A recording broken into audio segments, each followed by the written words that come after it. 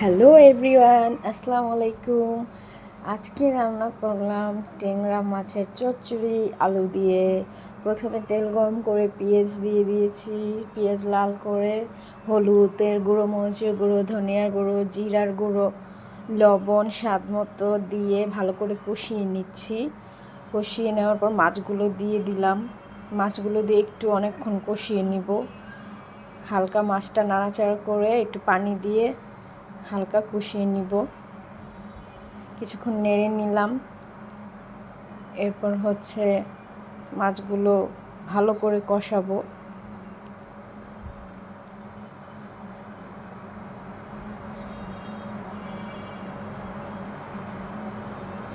ভালো করে মাছগুলো কষিয়ে নিতে হবে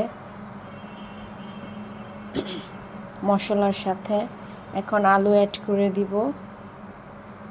আলু অ্যাড করে দিয়ে নাড়াচাড়া করে কিছুক্ষণ পর পানি দিয়ে দিব। এই তো পানি দিয়ে দিলাম। এখন ভালো করে নাড়াচাড়া করে ভালো করে একটা জাল দিব, হয়ে যাবে ট্যাংরা মাছের চচ্চড়ি। শেষে একটু ধনিয়া পাতা কুচি করে দিয়েছি।